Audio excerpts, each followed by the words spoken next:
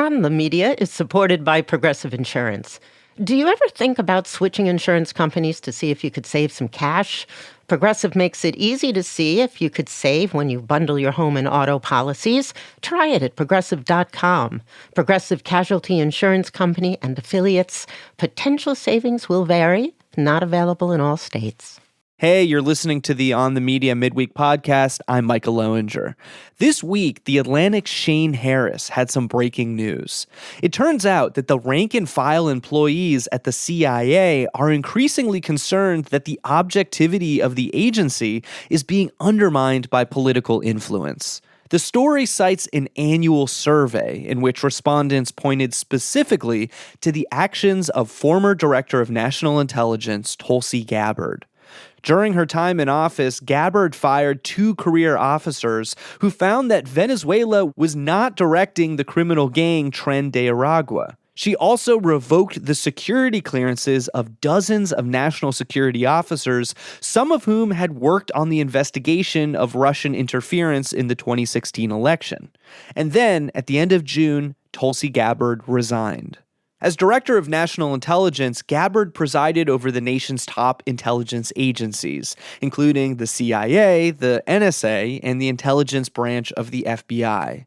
Her tenure was brief but embattled. In addition to advising the president on things like Iran's nuclear capabilities, Gabbard regularly released tranches of declassified documents in reports with headlines like "New Evidence Uncovers Obama-Directed Creation of False Intelligence Report Used to Launch Years-long Coup to Undermine President Trump and the American People." On my final day as Director of National Intelligence, I'm releasing never-before-seen communications and documents that expose exactly how Fauci worked with politicized career leadership in the intelligence community to suppress the truth about his actions, the virus's lab leak origins, and his role in directing U.S. funding for this dangerous research that caused immeasurable harm and countless lost lives. The journalist Denby Fawcett, who has covered Tulsi Gabbard's political career for over 20 years, wrote in 2019 that, quote, "For as long as I have known Tulsi Gabbard, I now understand I have never known her and probably never will. So much of what she does seems to make sense only to her." But last month, a remarkable story from Washington Post reporter John Swain brought us one step closer to understanding the enigma that is Tulsi Gabbard. His investigation helps explain why, for instance, Gabbard has shapeshifted over the years, from liberal Democrat to Bernie Sanders ally to Trump insider. Why she's flip-flopped on same-sex marriage and war with Iran.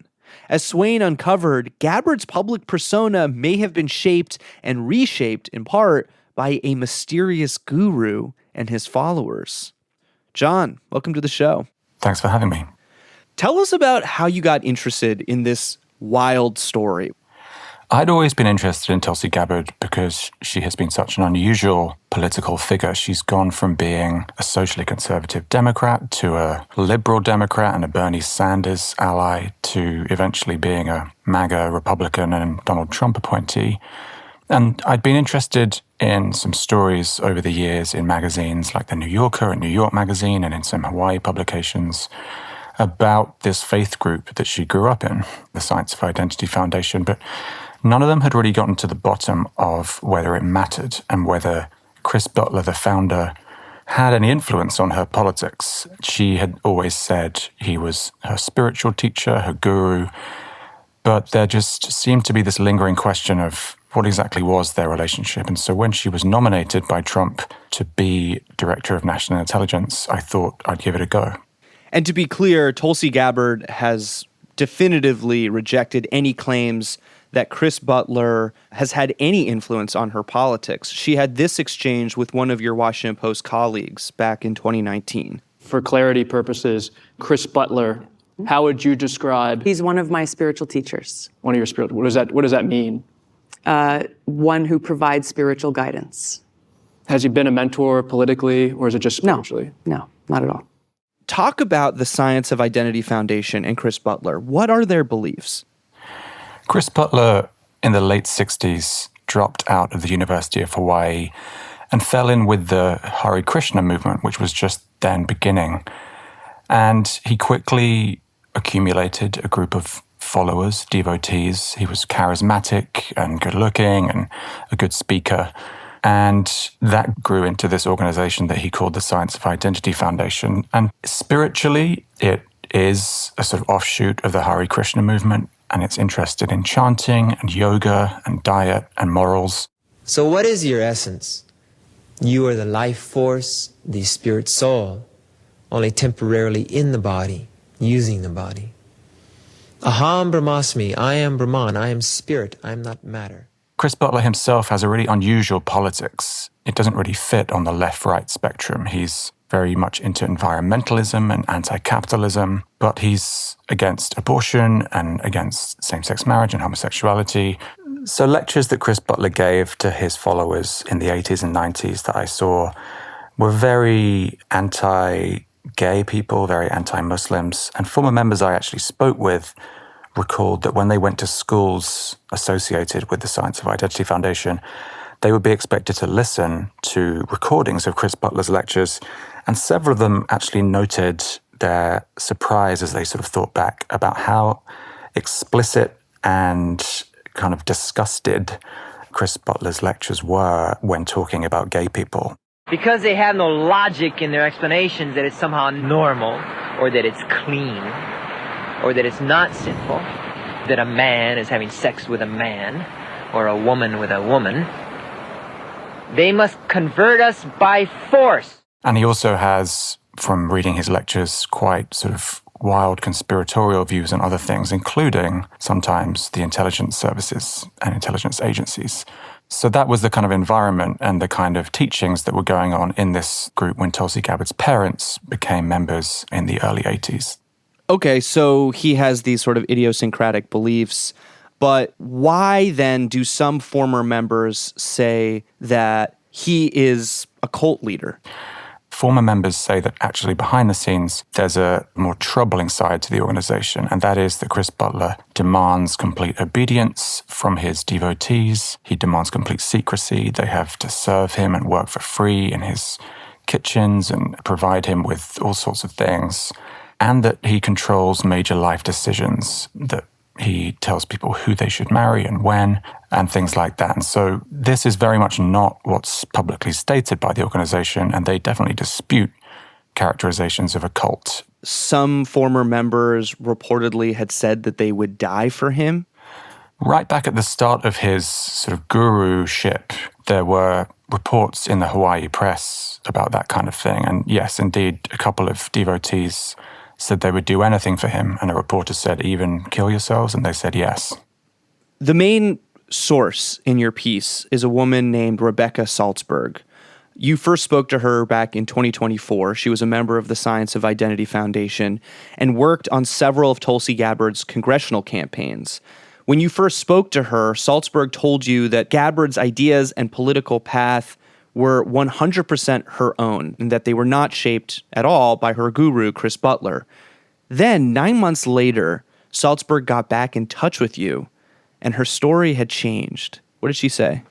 She said that she hadn't really told me the full story last time, and that things were more complicated, that she had fallen out badly with the Science of Identity Foundation over quite separate issues of the way they handled allegations of abuse within the organization.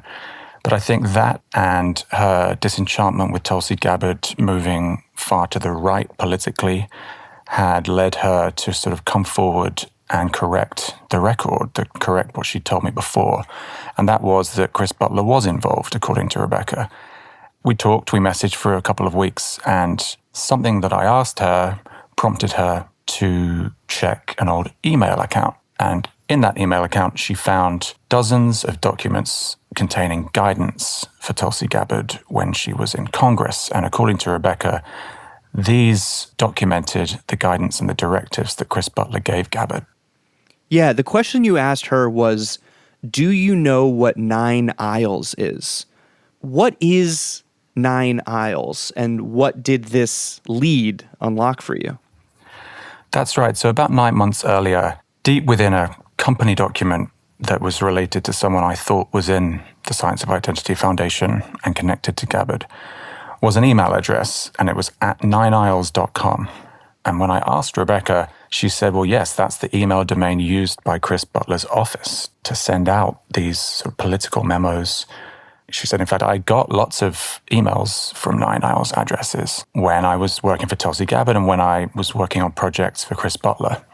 So I obviously asked, well, do you still have them? And she thought she had deleted most of them. She said she wanted to be rid of that period of her life, but also, as we all experienced, needed to clear some space in her inbox. But she fortunately did have some still in there.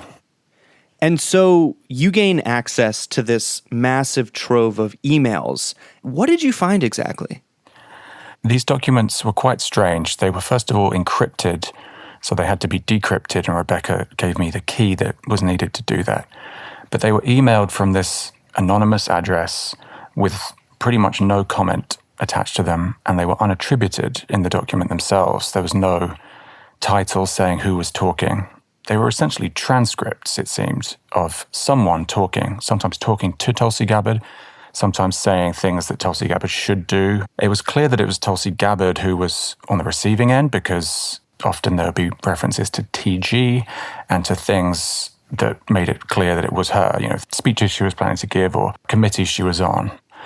But the speaker giving those directives, and sometimes giving very harsh criticism, was unnamed. And when I asked Rebecca, who is the speaker, she was kind of amused that I would even ask, and said, well, it's Chris Butler. Obviously, he is the only one who could have talked to Tulsi Gabbard that way. He's the only one who tells any of them what to do. If it was, in fact, Chris Butler, and you make a pretty compelling case in the piece that it was him, why wouldn't he use his name? It's his organization. He's calling the shots. Why the internal anonymity? So the answer to that question kind of appears in the documents themselves sometimes. It comes across very clearly that he and Tulsi Gabbard are aware of how it might look if she was known to be the disciple of this eccentric guru, that, as he put it in one document, everything I've taught, all my lectures, everything will be put on you. And so, according to Rebecca, that's one of the reasons why he wanted complete secrecy around this, why there was no attribution in case these documents ever did become public, so that they could basically be deniable. These documents, they span the years of 2011 to 2018, during which Tulsi served her first 2 terms in Congress. After getting this trove of documents, you began the arduous process of trying to figure out how the advice Tulsi Gabbard was receiving from this advisor may have affected her behavior while she was in office. Can you give some examples of moments when you found Gabbard appearing to do exactly what she had been told to do? I found a memo from 2014 in which this speaker was telling her that the US needed to essentially punish countries whose citizens had been going out to the Middle East and fighting for Islamic State. Your listeners will probably remember that was an issue at the time. And this speaker thought that countries such as that should lose their benefits that the State Department gives them in terms of visitors to the US not needing visas. And he said that Tulsi Gabbard should propose this. And the speaker says, get it started in the morning. You need to be the leader in this regard. Don't dick around. And what I found when I compared the date of that to what Tulsi Gabbard was doing around that time was that she indeed released a statement the following day calling for this policy. And a week after that, she introduced a bill in the House of Representatives to do it. You have also written about Gabbard's proposal to improve medical care for veterans, which appeared to align with another directive that she got from this anonymous advisor. That's right. Also in 2014, there was a crisis in veterans' healthcare. There were backlogs and veterans were not getting care as quickly as they should have been. And this unnamed speaker, this advisor to Tulsi Gabbard, was saying that she needed to propose a new policy that meant veterans could get care anywhere and be reimbursed by the government, and they shouldn't have to get approval first. They could just go in, get treated, and get reimbursed. And the speaker tells Tulsi, actually put forward legislation, get it done. And in the following weeks, Tulsi Gabbard wrote an op-ed in the Honolulu Star-Advertiser calling for this policy. But she actually omitted this detail that pre-approval shouldn't be necessary. I got hold of an email in which Chris Butler's top aide said, quote, "He was pissed she didn't say that they should get private care without pre-approval." And then a month later, Tulsi Gabbard introduces a bill in the House that does include that detail. So that's yet more evidence that the unnamed person in the transcript was likely Chris Butler.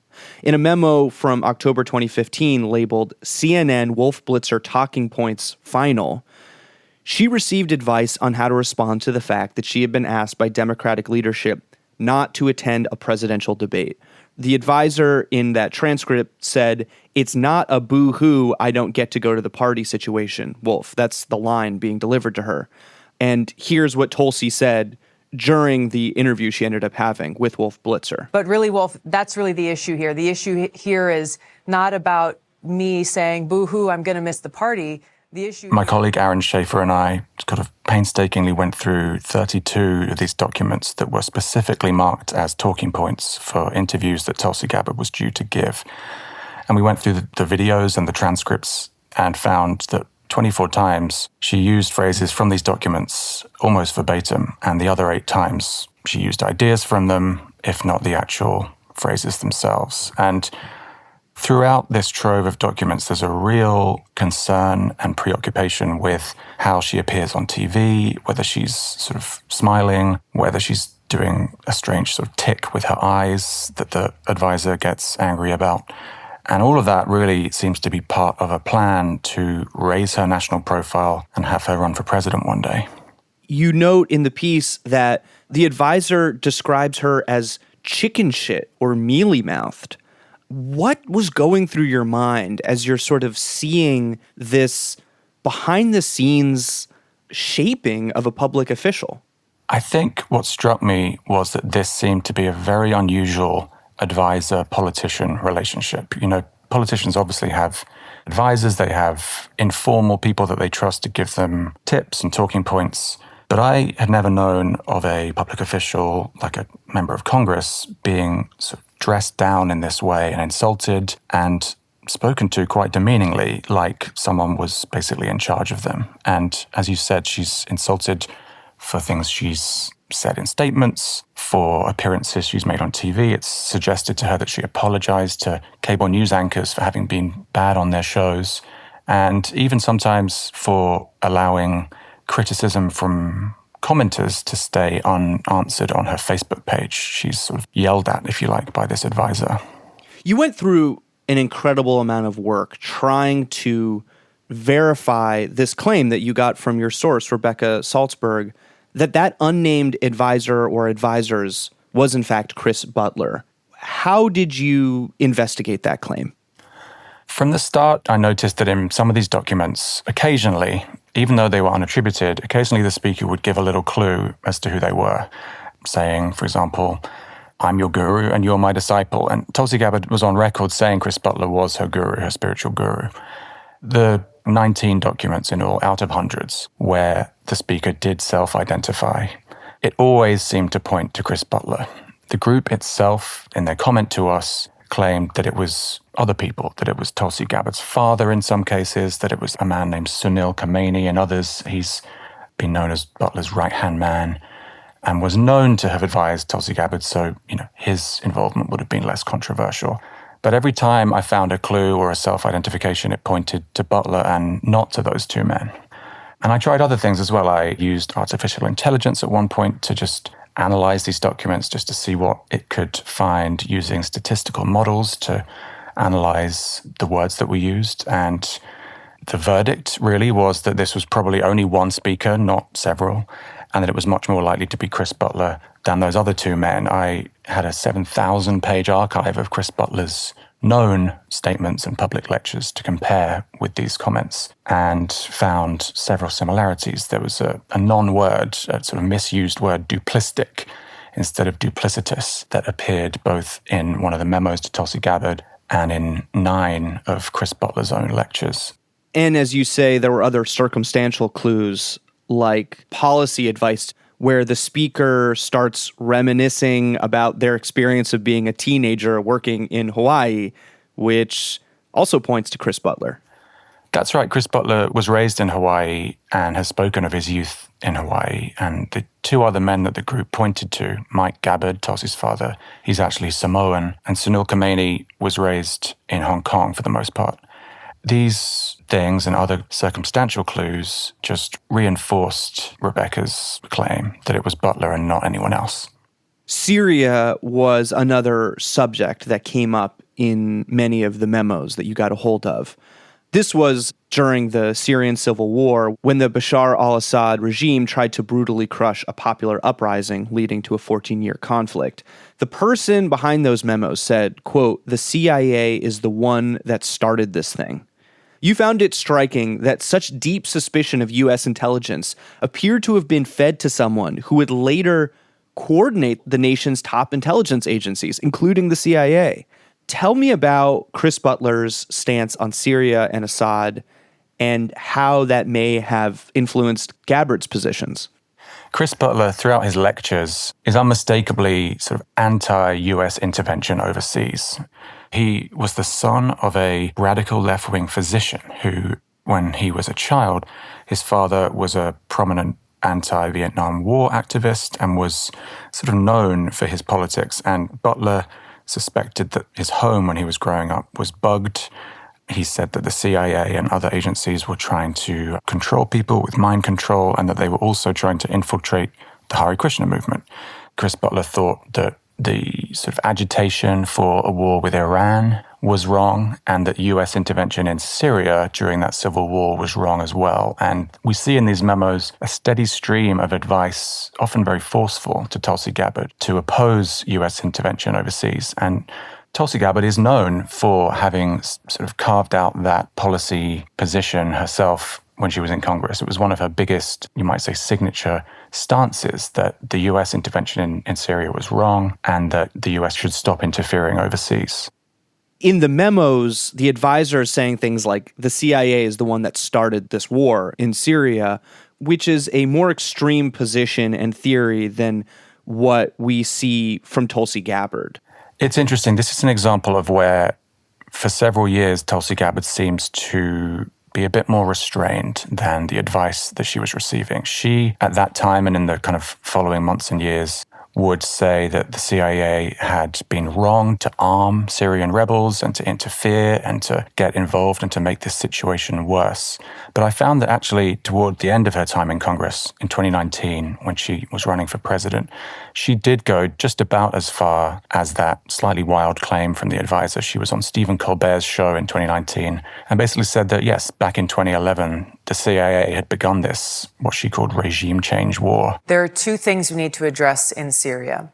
One is a regime change war that was first launched by the United States in 2011, covertly led by the CIA. It's a pretty left field statement, given that it was a civil war that everyone knows the US did then intervene to prop up some people in it, but to claim that the CIA actually started it is something else. You also found in that trove of documents a literal directive to tweet from Gabbard's account about the plight of Kurdish fighters in Kobane. Shortly after Gabbard appears to receive this directive, she posts that tweet verbatim. That's right. This was actually an unusual example in that it was sent directly and unencrypted to Tulsi Gabbard's personal email account. And she gets an email from a woman that we understand to have been Chris Butler's top aide, subject in caps, important to do, and then must tweet around 9 a.m. And it had language that the aide said was approved, and Tulsi Gabbard's account posts it verbatim. And another email says that she should send follow-up tweets that tag senior administration officials because, quote, he'd like them to see the video. And he is not mentioned, as usual. When this advisor is being discussed by his circle, it's always he or sometimes our friend or S, which we know to be a nickname within the organization for Chris Butler. And sure enough, Tulsi Gabbard did go ahead and send follow-up tweets tagging senior people in the administration with this video of victims in Syria. I understand that Tulsi Gabbard has denied that Chris Butler played this advisor role in her life. he's done the same.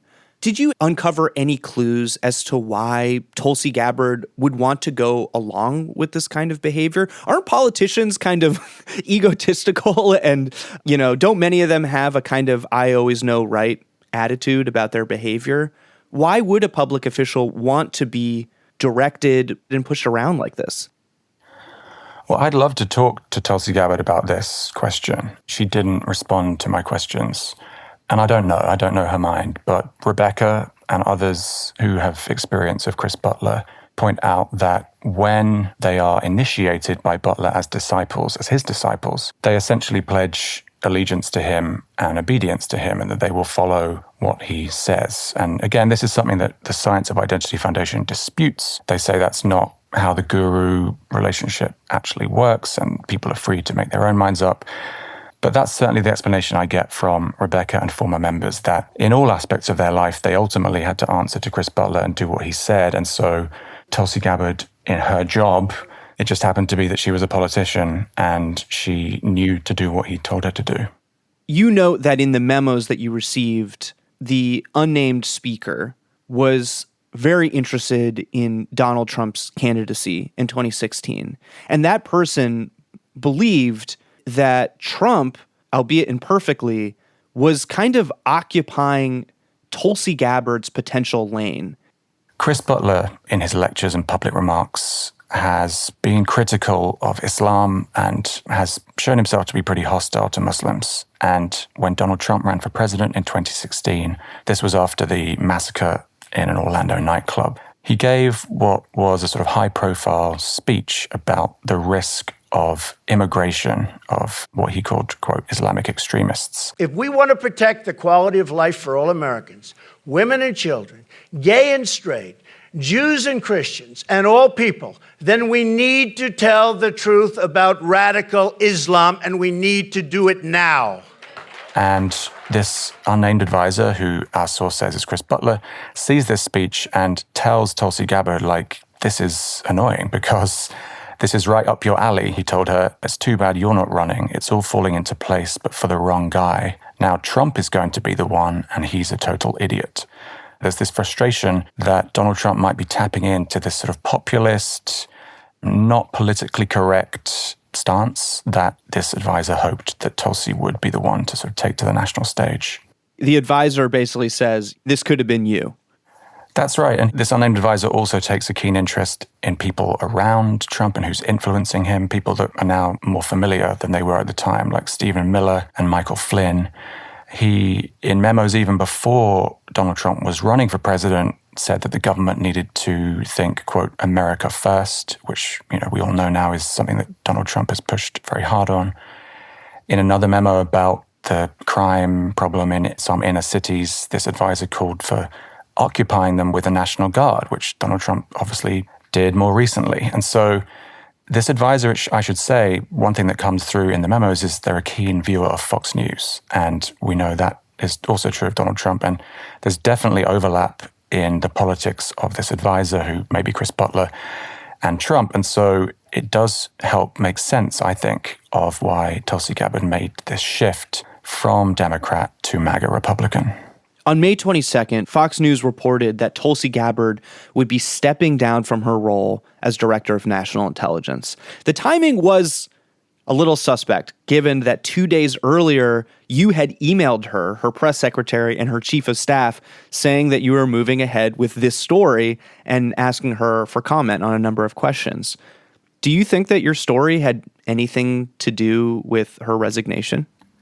So I really don't know beyond the timing coincidence that you mentioned. There had been lots of rumors and reports that she might be on the way out. She had this opposition to war with Iran going back years, and Donald Trump took the US to war with Iran. She had been publicly sort of slapped down by Trump on other things. And when she did announce that she was going, she said that sadly her husband had been diagnosed with cancer and she needed to support him. It's interesting that the timing lined up like that. I honestly don't know, and I would love to know. And we would have really liked to have interviewed her, but she declined. There are two questions that you ask yourself in this piece. Had a reclusive guru been secretly trying to steer Tulsi Gabbard's actions as a public official? And could that shed light on the improbable arc traced by one of the most unconventional, enigmatic shapeshifters in modern American politics. So what answers did you come to by the end of your reporting? I think on the first, we present a large amount of evidence pointing to Chris Butler being the unnamed advisor. We can't say decisively because the group denies it and the memos are unattributed.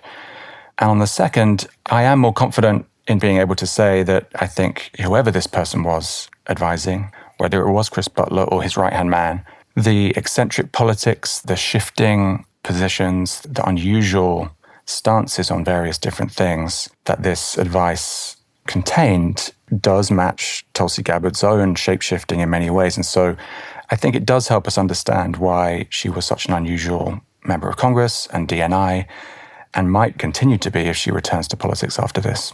Tulsi Gabbard came to align herself with a political movement that alleged that the people in Washington were not who they say they are, that they were not acting transparently for the American people, and that webs of conflicts of interest had rendered the political status quo rotten. Is it not ironic that Tulsi Gabbard would potentially be influenced by shadowy forces herself?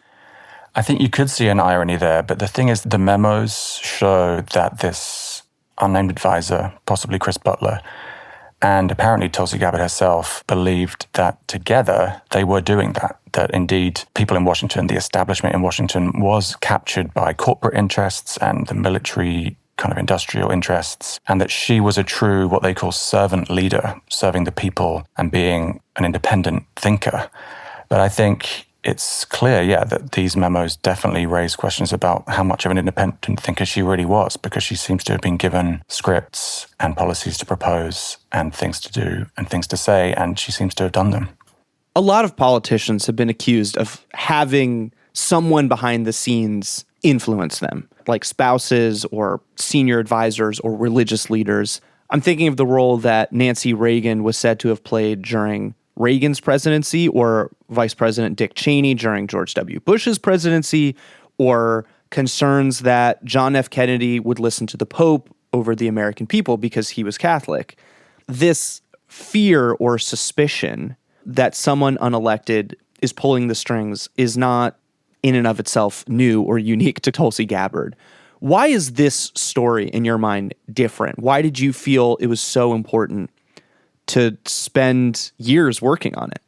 I think those examples you give, they all have different factors that make them different from this story. So Dick Cheney was the duly elected vice president of the country. I think everyone expects presidential spouses to be giving the president private counsel at times. But the difference here is that Tulsi Gabbard explicitly denied that this person was influencing her politics because there was concern. And so if he is, or if he was, that contradicts what she said publicly. And I think the fact that these allegations by former members of his group have been made about how he treats people, how he expects people to give him complete obedience and secrecy, and to kind of protect the fact of his influence from public view, that made me determined to find whether he really was influencing her and whether this was a secret that she was keeping from people. And her elevation to Director of National Intelligence, overseeing some of the most powerful agencies in the government, I think made that question even more important.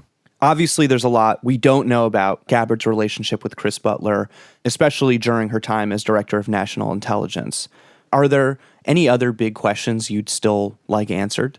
I think the big question I would like answered by Tulsi Gabbard and by Chris Butler's group, the Science of Identity Foundation, is, having now read our piece, presumably, and having now seen the sort of weight of evidence that we present, is it still their position that Chris Butler didn't advise Tulsi Gabbard on politics and in fact that these memos were from other people? Or do they want to correct anything that they said to us?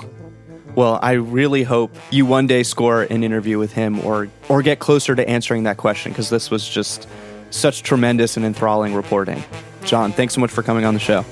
Thanks for having me. John Swain is an investigative reporter at The Washington Post. His latest piece is titled Tulsi Gabbard, Her Guru, and the Mysterious Messages That Helped Shape Her Political Career. Thanks for listening to the Midweek Podcast. Be sure to listen to The Big Show on Friday. But in the meantime, you should check us out on Instagram and TikTok. Just search On the Media. I'm Michael Lowinger.